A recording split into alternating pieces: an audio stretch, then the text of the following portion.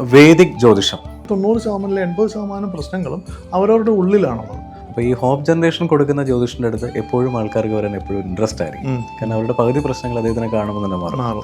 ഇന്ന ലഗ്നത്തിലാണ് നമ്മൾ ജനിച്ചതെങ്കിൽ ഇന്ന സ്ഥലത്ത് ശരീരത്തിൽ ഇന്ന ഭാഗത്ത് മറിവുണ്ടായിരിക്കും എന്നുള്ളത് 99.9% കൃത്യതയായിരിക്കും. അത് ജ്യോതിഷം അത്യാവശ്യം സ്വന്തമായിട്ട് തീരുമാനം എടുക്കാൻ പറ്റാത്തൊരു സാഹചര്യം വരുമ്പോഴാണ് ഈ പറഞ്ഞ പോലെ ഒരു കൗൺസിലർ അല്ലെങ്കിൽ ഒരു ജ്യോതിഷൻ്റെ അടുത്ത് വരുന്നതും. അപ്പം ഈ ജന്മത്തിൽ ചെയ്ത കർമ്മം, ഈ ജന്മത്തിൽ ചെയ്ത കർമ്മത്തിൽ നെഗറ്റീവ് തീവ്രത കൂടുതലാണെങ്കിൽ ഇതുകൊണ്ട് മാത്രം മാറില്ല. അതായത് സാധാരണ അമ്പലങ്ങളിൽ പോലുള്ള വഴിപാട് കൊണ്ട് മാറില്ല. അവർക്ക് വീണ്ടും ആ ഒരു ഉള്ളിൻ്റെ ഉള്ളിൽ ആ നെഗറ്റീവ് എനർജി കിടപ്പുണ്ടാവും. അത് ചിലപ്പോൾ അവരുടെ ജീവിതത്തിൽ മുൻപ് നടന്നിട്ടുള്ളതുമായിട്ട് റിലേറ്റ് ചെയ്തിട്ടുള്ളതായിരിക്കും. അതിൽ നിന്നുണ്ടാവുന്ന ചിലപ്പം ഭീതിയോ അല്ലെങ്കിൽ അതിൽ നിന്നുണ്ടാവുന്ന ഒരു ഡിപ്രഷനോ ആയിരിക്കാം അവരുടെ ഉള്ളിൽ കിടക്കുന്നത്. അതിൽ നിന്നാണ് വീണ്ടും അവരിങ്ങനെ. വേദിക് ജ്യോതിഷം, ഡോക്ടർ ഗിരീഷൻ എം ജി, നമസ്കാരം. ഒരുപാട് പേര് ഈ ജ്യോതിഷപരമായ ഡിസ്കഷൻ വരുന്ന സമയത്ത് വേദിക് ജ്യോതിഷത്തിനെയാണ് ആശ്രയിക്കുന്നത്. ഇന്നിപ്പോൾ നമ്മൾ ഈ വേദിക്കാണെങ്കിലും ചൈനീസ് ആണെങ്കിലും വെസ്റ്റേൺ ആണെങ്കിലും നമുക്ക് ഏറ്റവും കൂടുതൽ നമ്മൾ ഭാരതീയർക്ക് ഒരു പ്രൗഡ് എന്ന് പറയുന്നത് ഏറ്റവും കൂടുതൽ കാൽക്കുലേഷൻസ് ഉള്ളതും പഠിച്ചാൽ തീരാത്തതുമായ വേദിക് ജ്യോതിഷം തന്നെയാണ്. ഓരോ ആൾക്കാർ ഉപയോഗിക്കുന്ന ഓരോ രീതിയിലുള്ള അനാംശമായിരിക്കാം, പക്ഷേ ഏത് അനാംശം ഉപയോഗിച്ച് കഴിഞ്ഞാലും അൾട്ടിമേറ്റ്ലി അതിൻ്റെ ഒരു റിസൾട്ട് എന്ന് പറയുന്നത് വേദിക് ജ്യോതിഷത്തിൽ തന്നെയാണ്. ഒന്ന് വിശദീകരിക്കാമോ? വേദിക് ജ്യോതിഷം എന്ന് പറയുമ്പോൾ ഇതിനകത്ത് ഒരു കുറച്ചുകൂടെ പൂർണ്ണത കിട്ടുന്ന ജ്യോതിഷം എന്ന് വേണമെങ്കിൽ നമുക്ക് സിമ്പിളായിട്ട് പറയാൻ പറ്റും. പണ്ട് മുതൽ പല ആളുകളും പല രീതിയിലും പറയുന്നുണ്ട് ഇതൊരു ഒരിക്കലും ഒരു സയൻസ് അല്ല. ഓക്കെ, അല്ല എന്ന് നമ്മളൊരു കാര്യം തീരുമാനിച്ചു കഴിഞ്ഞാൽ അല്ല, പക്ഷേ ആണ് എന്ന് പറയുന്നതിനാണ് നമുക്ക് പ്രൂഫ് കൊടുക്കേണ്ടത്, അല്ലെങ്കിൽ നമ്മൾ തെളിയിക്കേണ്ടത്. അങ്ങനെ വരുമ്പോഴത്തേക്ക് വേദിക് അസ്ട്രോളജിയിലുള്ള വ്യത്യാസം എന്ന് പറയുന്നത് നമ്മൾ കാൽക്കുലേറ്റ് ചെയ്യുമ്പോൾ പൂർണ്ണമായിട്ടും അത്യാവശ്യം ഒന്ന് മനസ്സിലാക്കി സാധനമുള്ള ഒരാളാണെങ്കിൽ അയാൾ കാൽക്കുലേറ്റ് ചെയ്യുമ്പോൾ അതിനകത്തൊരു ദേവതാ സങ്കല്പം കൂടെ ചേർത്ത് വെച്ചുകൊണ്ടാണ് നമ്മൾ ഈ കാൽക്കുലേറ്റ് ചെയ്യുന്നതും അതിനുള്ള പ്രഡിക്ഷൻ പറഞ്ഞു കൊടുക്കുന്നതും ചെയ്യുന്നത്. അങ്ങനെ ചെയ്യുമ്പോഴുള്ള വ്യത്യാസം എന്താണെന്ന് ചോദിച്ചു കഴിഞ്ഞാൽ ഈ വരുന്ന ചോദിക്കുന്ന ആൾക്ക് അത് പൂർണ്ണ ബോധ്യമാവും. അങ്ങനെ ബോധ്യമാക്കി കൊടുക്കാൻ പറ്റും. ഇപ്പം അന്നേരത്തെ ഗ്രഹനില വെച്ചിട്ടോ അല്ലെങ്കിൽ അവിടുത്തെ നിമിത്തം വെച്ചിട്ടോ ഈ വരുന്ന ആൾക്ക് ബോധ്യം വന്നു കഴിഞ്ഞാൽ അവരുടെ പകുതി പ്രശ്നം മാറി എന്നുള്ളതാണ്. കാരണം ഓരോരുത്തരുടെയും മനസ്സിലാണ് പ്രശ്നം വരുന്നത്. അവരവർ തന്നെ ക്രിയേറ്റ് ചെയ്യുന്നതാണ് 90% പ്രശ്നങ്ങൾ എന്ന് പറയുന്നത്. അല്ലാതെ ഒരു പുറത്തു നിന്നൊരു ശക്തി ക്രിയേറ്റ് ചെയ്യുന്നത് വളരെ അപൂർവമാണ്. പുറത്തു നിന്നൊരാൾ കൺട്രോൾ ചെയ്യുന്ന ഒരു പ്രശ്നം ഒരു മനുഷ്യനുണ്ടാവണമെങ്കിൽ അത് വളരെ അപൂർവമാണ്, അത് അത്രയും തീവ്രമായിരിക്കും. പക്ഷേ അതിൽ അല്ലാത്തൊരു 90% 80% പ്രശ്നങ്ങളും അവരവരുടെ ഉള്ളിലാണുള്ളത്. ആ ഉള്ളിലുള്ളത് എങ്ങനെ മാറ്റാൻ പറ്റും, ഇല്ല എങ്ങനെ അതിനെ ഒഴിവാക്കി മാറ്റാം അവരുടെ സാഹചര്യത്തിൽ നിന്നുള്ളതാണ് ഈ അസ്ട്രോളജി, ബേസിക്കലി അസ്ട്രോളജി വെച്ച് നോക്കുന്നത്. അതിൽ വേദിക് അസ്ട്രോളജിയാണ് യൂസ് ചെയ്യുന്നതെങ്കിൽ നമുക്കതിനകത്ത് കുറച്ചുകൂടെ ഒരു എന്താ പറയുന്നത് ഒരു തൃപ്തികരമായിട്ടുള്ള റിസൾട്ട് കൊടുക്കാൻ പറ്റും. മനസ്സിലായത്? അതാണ് വേദിക് അസ്ട്രോളജി കൊണ്ട് ഉദ്ദേശിക്കുന്നത്. ഈ ഗിരീശൻജി പറഞ്ഞ പോലെ ഇപ്പം വരുന്നവരുടെ മനസ്സിനാണ് പ്രശ്നം എന്നുള്ളതാണ്. അപ്പോൾ സ്വാഭാവികമായിട്ടും പല പല പ്രശ്നങ്ങൾ വരുന്ന സമയത്ത് ആദ്യം ഓടിയെത്തുന്നത് നല്ലൊരു ജ്യോതിഷനെ കാണാനോ അല്ലെങ്കിൽ നല്ലൊരു ദൈവജ്ഞനെ കാണാനോ ആണ്. അപ്പോൾ അവിടെ രണ്ട് ഫിലോസഫിയാണ്, അത് അന്നും ഇന്നും എല്ലാവരോടും ഞാൻ പറയുന്ന സംഭവമാണ്. ജ്യോതിഷന്മാർ രണ്ട് ഫിലോസഫിയിലാണ് വർക്ക് ചെയ്യുന്നത്. ഒന്ന് ഹോപ്പ് ജനറേഷനും, രണ്ട് ഫിയർ ഫാക്ടേഴ്സും. അപ്പോൾ ഈ ഹോപ്പ് ജനറേഷൻ കൊടുക്കുന്ന ജ്യോതിഷൻ്റെ അടുത്ത് എപ്പോഴും ആൾക്കാർക്ക് വരാൻ എപ്പോഴും ഇൻട്രസ്റ്റ് ആയിരിക്കും. കാരണം അവരുടെ പകുതി പ്രശ്നങ്ങൾ അദ്ദേഹത്തിനെ കാണുമ്പോൾ തന്നെ മാറും. പിന്നെ അദ്ദേഹം സംസാരിക്കുന്ന രീതിയും അദ്ദേഹം അപ്ലൈ ചെയ്യുന്ന ആ ഒരു മെട്രിക്സും സ്വാഭാവികമായിട്ടും ഒരു തലത്തിലേക്ക് പോകും. പിന്നെ ഈ മനസ്സിന്റെ കാരകൻ ചുവ എന്ന് പറഞ്ഞതുപോലെ മനസ്സിന് ബലമില്ലാത്ത ആൾക്കാരായിരിക്കും പല പല പ്രശ്നങ്ങൾക്കും പെർസെൻറ്റേജ് കൂടുതൽ. അപ്പോൾ അവിടെ വരുമ്പോൾ ഈ ജ്യോതിഷന്മാർ ഉപയോഗിക്കുന്ന അയനാംശ, ഇപ്പോൾ അയനാംശയെക്കാളും അപ്പുറം സാധാരണപ്പെട്ട ഒരാളുടെ ജനിച്ച സമയം അവർക്ക് വ്യക്തത ഉണ്ടാവണമെന്നില്ല. ഒരു ഹോസ്പിറ്റലിൽ നിന്ന് പറയുന്നതാണല്ലോ ടൈം എന്ന് പറയുന്നത്. ഇന്നത്തെ കാലത്ത് കുറച്ചുകൂടെ അഡ്വാൻസ്ഡ് ടെക്നോളജി ഉള്ളതുകൊണ്ട് മിക്ക ഹോസ്പിറ്റലിലും അഡ്മിൻ ടീം സ്ട്രോങ് ആണ്. അപ്പം കറക്റ്റ് ഒരു എന്താ പറയുക അപ്രോക്സിമേറ്റ് ടൈം അല്ല, ആക്ച്വൽ ടൈം തന്നെ എടുക്കുന്നുണ്ട്. പക്ഷെ പണ്ടത്തെ കാലത്ത് ഒരു നഴ്സിൻ്റെ ജോലി ടൈം എടുക്കുക മാത്രമല്ല. അപ്പോൾ അവർ പറയുന്ന ടൈം വെച്ചിട്ടാണ് നമ്മുടെ നക്ഷത്രം പോലും നമ്മൾ ചെയ്യുന്നത്. ഒരു മിനിറ്റ് മാറിയാൽ ലഗ്നം മാറും. പക്ഷേ ഇവിടെയൊക്കെ എങ്ങനെയാണ് സാധാരണ ഒരു ആളുമായിട്ട് അല്ലെങ്കിൽ ഒരു ജാതകനുമായിട്ട് ഒരു പൃച്ഛകനുമായിട്ട് ഒരു ജ്യോതിഷന് ഒരു ആക്യുറസി കൊടുക്കാൻ പറ്റും? അതായത് സാർ പറഞ്ഞ വളരെ കറക്റ്റാണ്. അതായത് പണ്ട് നമ്മൾ പറയും നേഴ്സിന്റെ കയ്യിലെ വാച്ചാണ് ഗ്രഹനില. അപ്പോൾ അവർ പറയാൻ മറന്നു പോയി കഴിഞ്ഞാൽ അത്രയും താമസിക്കും. അതിനാണ് നമ്മുടെ ശരീരത്തിൽ മറുകൾ കൊടുത്തിരിക്കുന്നത്. അതായത് ഇന്ന ലഗ്നത്തിലാണ് നമ്മൾ ജനിച്ചതെങ്കിൽ ഇന്ന സ്ഥലത്ത് ശരീരത്തിൽ ഇന്ന ഭാഗത്ത് മറുകുണ്ടായിരിക്കും എന്നുള്ളത് 99.9% കൃത്യതയാണ്. അത് ജ്യോതിഷം അത്യാവശ്യം പ്രാക്ടീസ് ചെയ്യുന്നവർക്ക് അറിയാം.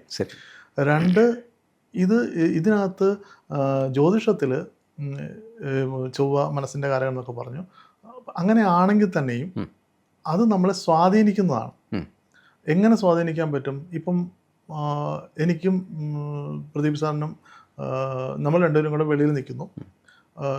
എനിക്ക് ജലദോഷമുണ്ട്. അന്നേരം മഴ പെയ്യുന്നു. ആദ്യം ആർക്ക് പനി പിടിക്കും? തീർച്ചയായിട്ടും എനിക്ക് തന്നെയാണ്. കാരണം ഓൾറെഡി ജലദോഷം ഉണ്ട്.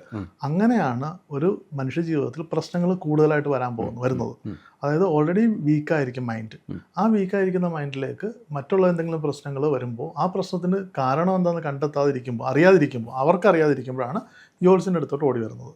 അങ്ങനെ വരുമ്പോഴത്തേക്ക് നമുക്ക് ആദ്യം വേണ്ടത് പ്രോപ്പർ ഒരു കൗൺസിലിംഗ് ആണ് വേണ്ടത്. ആ പ്രോപ്പർ കൗൺസിലിങ്ങിന് ശേഷമാണ് ഇത് ഈ വരുന്നവരെ ജ്യോതിഷം പഠിപ്പിച്ചിട്ട് ശ്ലോകം ചൊല്ലി ജ്യോതിഷം പഠിപ്പിച്ചിട്ട് യാതൊരു കാര്യമില്ല. വരുന്നവർ സമാധാനത്തിന് വരുന്നതാണ്. അവരെ പ്രോപ്പറായിട്ട് എന്ത് ചെയ്താൽ മാറും, അല്ലെങ്കിൽ എന്ത് ചെയ്താൽ വ്യത്യാസം വരും എന്ന് പറഞ്ഞ് മനസ്സിലാക്കുക എന്നുള്ളതാണ് ഒരു ജ്യോതിഷൻ്റെ ഞാൻ മനസ്സിലാക്കിയെടുത്തോളം, ഇല്ലെങ്കിൽ ഞാൻ ചെയ്യുന്നത് അങ്ങനെയാണ്. അങ്ങനെ ചെയ്യാനാണ് നമ്മൾ ശ്രമിക്കുന്നത്. കാരണം ഇതിനകത്ത് 3 കാര്യങ്ങൾ എന്ന് പറയുന്ന ഒന്ന് മാനസിക സാഹചര്യമുണ്ട്, ഒന്ന് അല്ലാത്ത നമ്മുടെ സാഹചര്യങ്ങളുണ്ട്, വേറെ ഒന്നെന്ന് പറയുന്നത് ഗ്രഹങ്ങളുടെ അവസ്ഥയുണ്ട്. ഇതെല്ലാം ചേർത്തിട്ട് മനസ്സിന് ബലം കൊടുക്കുന്ന അവസ്ഥയിലേക്ക് കൊണ്ടെത്തിക്കുക. സ്വന്തമായിട്ട് തീരുമാനം എടുക്കാൻ പറ്റാത്തൊരു സാഹചര്യം വരുമ്പോഴാണ് ഈ പറഞ്ഞ പോലെ ഒരു കൗൺസിലർ അല്ലെങ്കിൽ ഒരു ജ്യോതിഷൻ്റെ അടുത്ത് വരുന്നതും. അന്നേരം വേണമെങ്കിൽ 2 തരത്തിൽ നമുക്ക് ഡീവിയേറ്റ് ചെയ്യുക. ഇപ്പം മുമ്പ് പറഞ്ഞ പോലെ ഒന്ന് പേടിപ്പിക്കാം, അല്ലെങ്കിൽ പേടിപ്പിച്ച് ബിസിനസ് രൂപത്തിലോട്ട് കൊണ്ടുപോകാം. അതല്ല എങ്കിൽ അവർക്ക് സമാധാനം കൊടുക്കുന്ന രൂപത്തിലോട്ട് കൊണ്ടുപോകാം. ഈ 2ൽ സമാധാനം കൊടുക്കുന്ന രൂപത്തിലോട്ട് കൊണ്ടുപോകാനാണ് ഏറ്റവും നല്ലത്.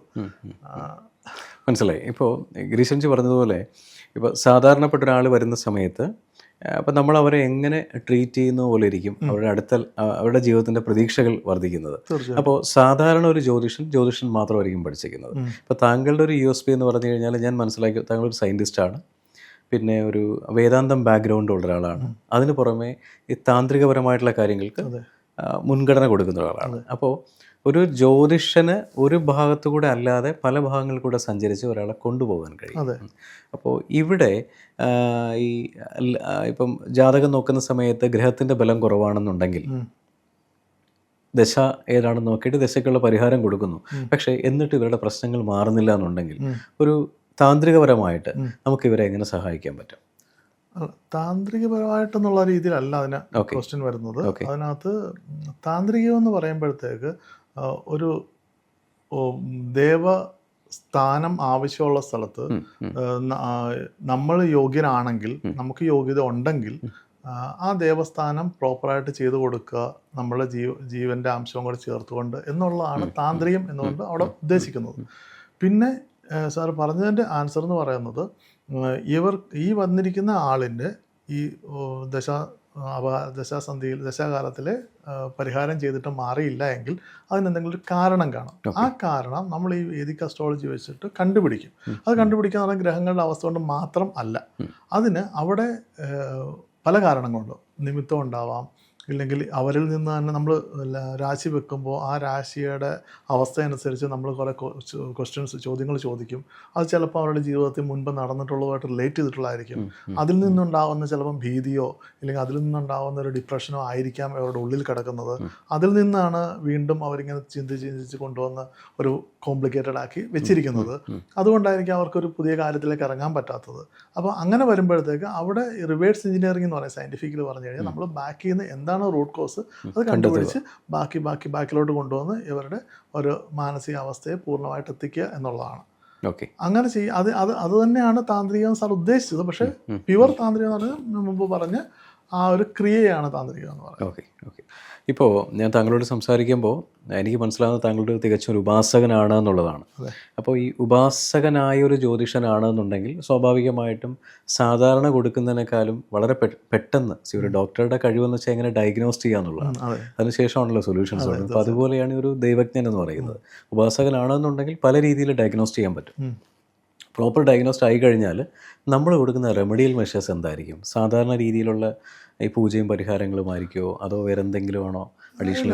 അങ്ങനെയല്ല, സാധാരണ രീതിയിലുള്ള പൂജാ പരിഹാരങ്ങൾ. ആദ്യം എന്ന് പറയുന്നത് നമ്മളിപ്പോൾ സ്റ്റെപ്പ് ബൈ സ്റ്റെപ്പായിട്ട് നമുക്ക് പോകത്തുള്ളൂ. അതായത് ആദ്യം അവർ തന്നെ അമ്പലങ്ങളിൽ പോയി ഇന്ന അതാത് ദേവതകളുടെ ചെറിയ ചെറിയ പരിഹാരങ്ങൾ ചെയ്യുന്നു. പകുതി 50% ആളുകൾക്ക് അതുകൊണ്ട് മാറും.